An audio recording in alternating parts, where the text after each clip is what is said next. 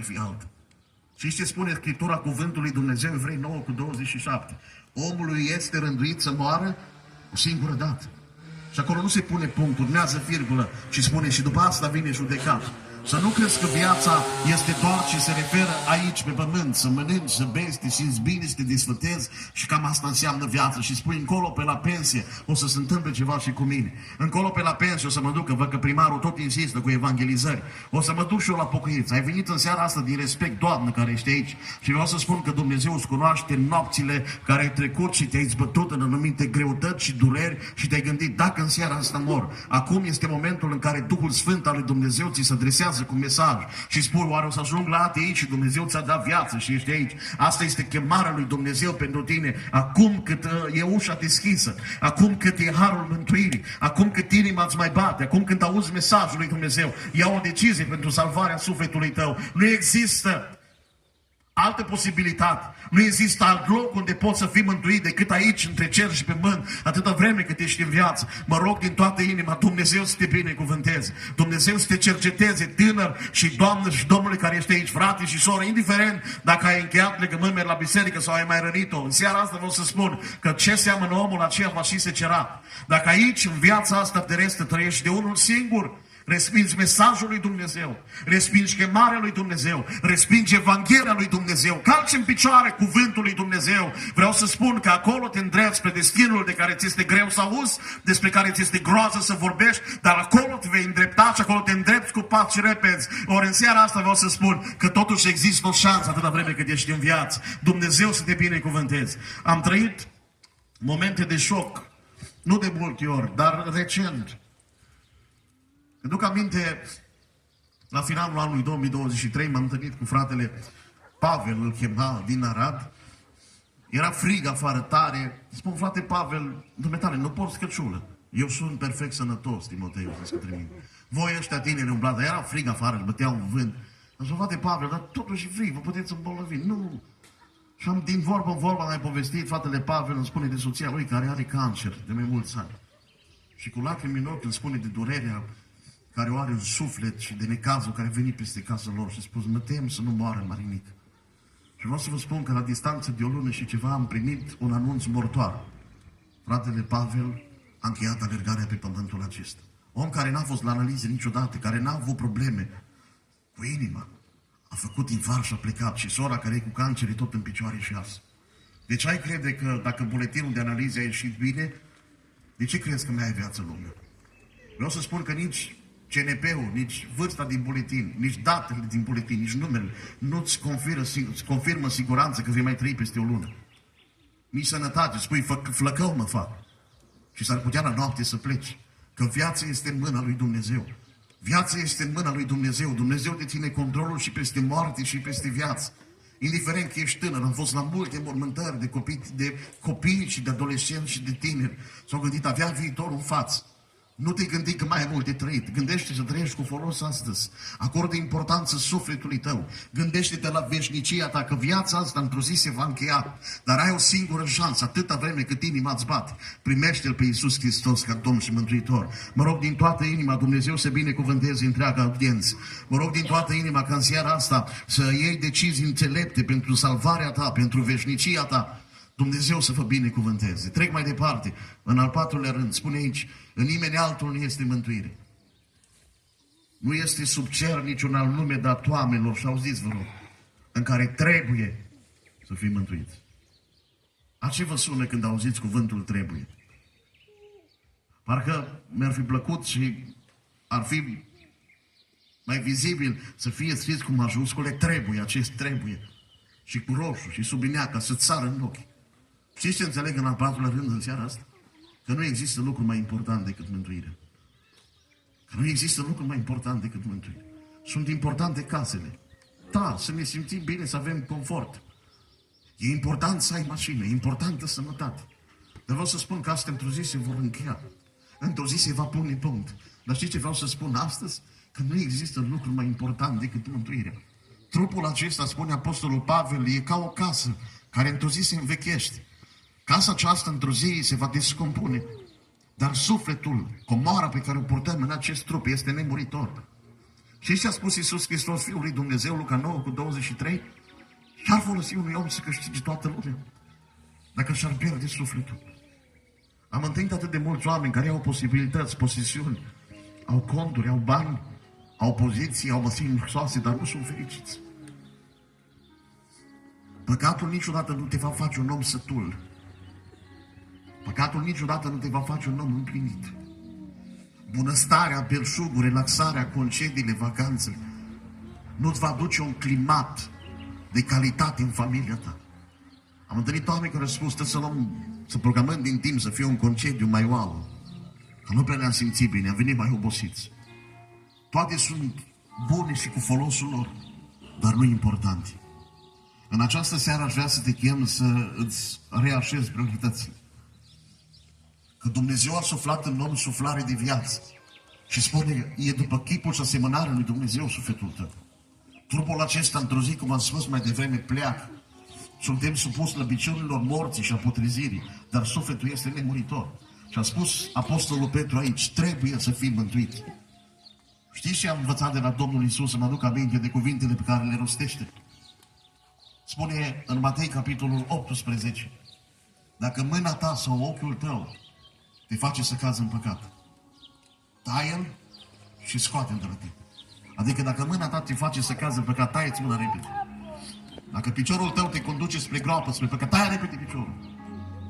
Și ce continue mai departe și spune, e mai de folos, e mai bine să ajungi în veșnicie fără o mână, fără un picior, fără un ochi, decât să ajungi sănătos și în iad. Te crezi tare, te crezi puternic, eu fac ce vreau cu viața mea. Și bei nelegiuirea capă și te bălăcești în tot felul de păcate și în imoralități. În seara asta vreau să spun că toate astea, puterile într-o zi te vor slăbi.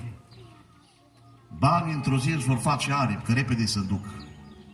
Prietenii se vor îndepărta de lângă tine. Dacă va îngădui și să nu îngăduie Dumnezeu să rămâi paralizat pe un pat de suferință, de chin, că îți vei plânge zilele și amarul de unul singur. Dar știți ce am văzut pe Iisus Hristos?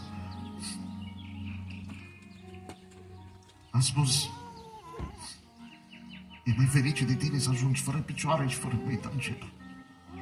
Că dacă ești fără picioare și fără mâini și ajungi în iad, e un dezastru de 2 ori, amplificat. Dar știi că în viața pe care ai trăit-o cu Iisus, și dacă ai fost mai sărăcut, și dacă ai trăit o viață mai modestă, și dacă n-ai avut bogățiile pe care alții le-au avut, știi că l-ai avut pe Hristos în mine. Vă duceți aminte de acel om bogat care l-a înfruntat într-o zi pe vecinul lui mai sărăcut, care el în continuu fluiera și cânta. Și mă, dar tu ce te cânti, mă, că tu cu căruța, mă, nici măcar permis nu ai. Din când în când o bicicletă cu spițele toate descentrate. Cum, ce te cânti? Uite-te la mine câte am și începe și ieșire. Acolo e a meu, acolo e a meu. Deschide proiectele care le are în desfășurare. Și îi spune, uite aici, imobilele, proprietățile, CF-urile. Era dosarul de 20 de centi. Uite câte am și eu nu cânt ca tine și fluie. Și omul nostru care era fericit pentru că l-avea pe Dumnezeu, că a considerat că asta e cel mai important, a zis, dă-mi voie puțin să spun și eu despre mine. Tu mi-ai arătat tot ce este a tău. Dar vreau acum să ridici privirea să vezi ce este al meu. Și a spus, ridică ochii. Acolo este locul meu. Când pleci de aici, când viața ei se va încheia, m-am uitat la imagini din Turcia. Toate casele luxoase care au fost cuprinse de cutremur s-au desprafă deja. N-are rost să mi vorbim despre Ucraina. Am fost în Ucraina de mai multe ori, în Cernăuț, în zone, oameni cu posibilități și cu case foarte frumoase. Ruina s-a ales de el. Tot ce adunăm aici, stimații mei, într-o zi, va deveni o grămadă de gunoi, la unii mai mari, la alții mai mici. Îți spune Apostolul Petru, pământul cu tot ce este pe el va arde. Dar ești cel mai câștigat, Domn, dacă l-ai în inima ta pe Iisus Hristos. Ești cel mai câștigat dacă ai comori în cer. Le spune Domnul Iisus Hristos celor din vremea lui, strângeți-vă comori în cer. Comorile de aici nu sunt în siguranță, ele se pierd, își pierd valoare. Dai 30.000 astăzi pe mașină, peste 5 ani mai valorează 13, 14, 15.000. Se devalorizează.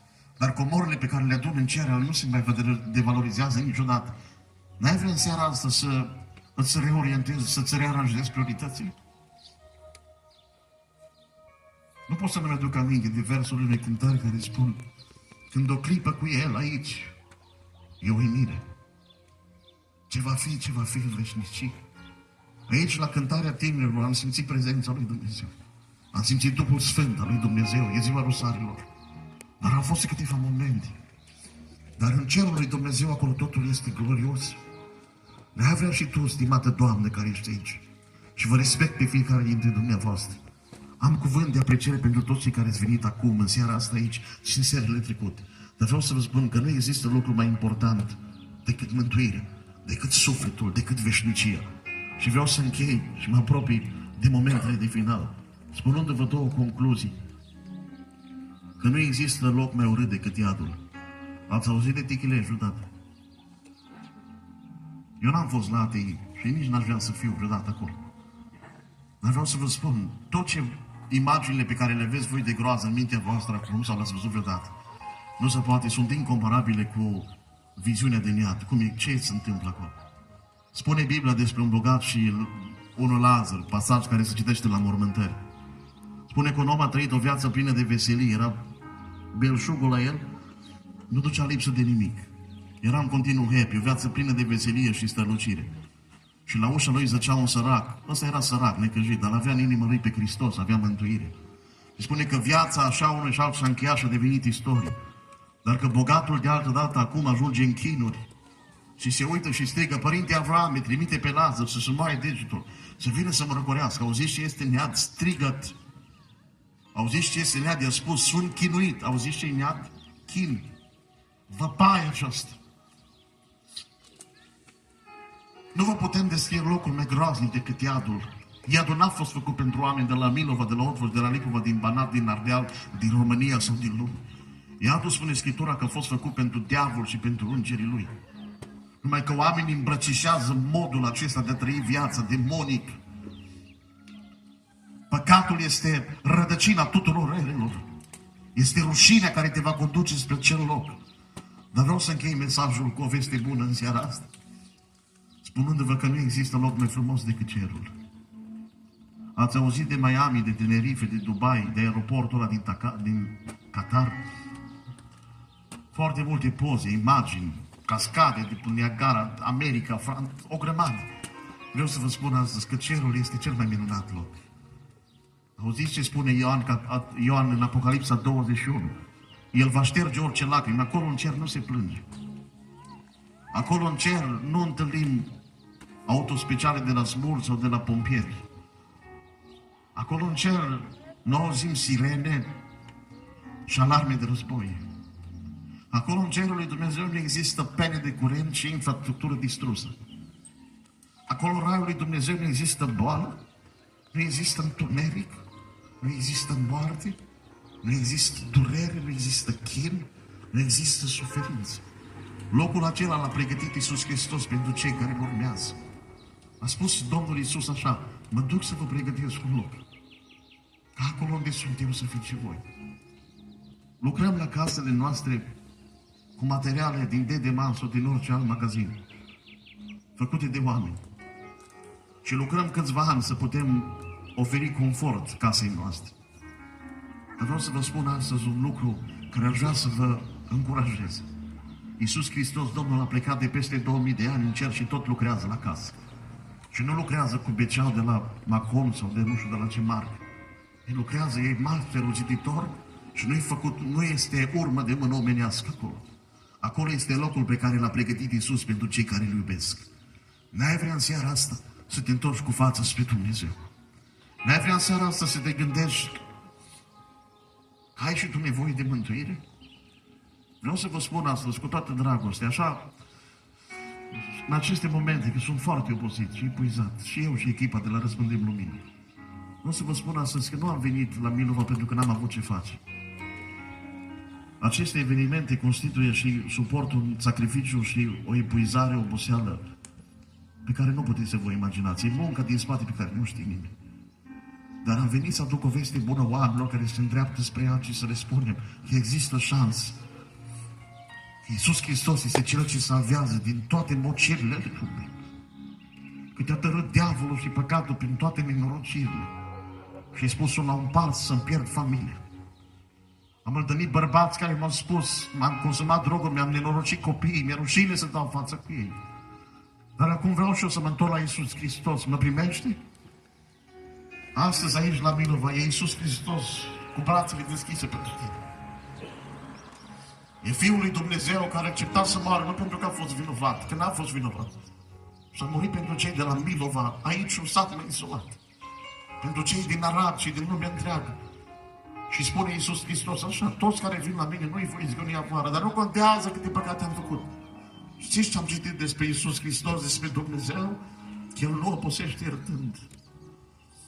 Că El iartă și nu-și mai aduce aminte cum cred unii. El nu este istoric.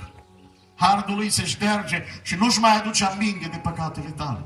El a venit să te osândească în seara asta aici. N-a venit să te condamne și a venit să spune, pentru tine am ceva mai bun decât valorile care într-o zi se vor pierde și se vor putrezi în subglie. Pentru tine am o veste bună, am pregătit cerul lui Dumnezeu. Lăudat să fie numele Domnului. În seara aceasta te chem să te ridici privirea spre cer, că dincolo de bolta albastră, dincolo de galaxie, dincolo de soare, există o țară, există veșnicie, există ceva ce Dumnezeu a pregătit pentru noi. Nu există nimeni aici care să spună, nu, eu n-am nevoie de mântuire. În viața mea nu s-au înregistrat păcate. În seara asta vreau să spun și repet acest cuvânt, că toți oamenii de la Adam încoace au păcătuit și sunt lipsiți de slavă lui Dumnezeu. Și păcatul te conduce spre groapă. Însă între om și Dumnezeu a venit Marele Mântuitor, Iisus Hristos, Fiul lui Dumnezeu. Și îl vede Ioan Botezătorul și strigă, iată mielul lui Dumnezeu care ridică păcatele lumii. Că orice păcat e o greutate. Orice păcat este o povară care apasă și mâna lui Hristos astăzi te poate ridica. Mâna lui Iisus Hristos astăzi poate să-ți ia povară. Mâna lui Iisus Hristos poate să-ți vindece rănile emoționale, să-ți dea echilibru moral. E Dumnezeu prezent aici în seara asta. Nu există alt mântuitor în afară de Iisus Hristos. Nu există alt loc unde poți să fii mântuit decât atâta vreme cât ești în viață. Nu există lucru mai important decât mântuirea. Dacă vrei să ajungi în cerul lui Dumnezeu, vă invit să rămânem ridicați în picioare într-o atmosferă de închinare.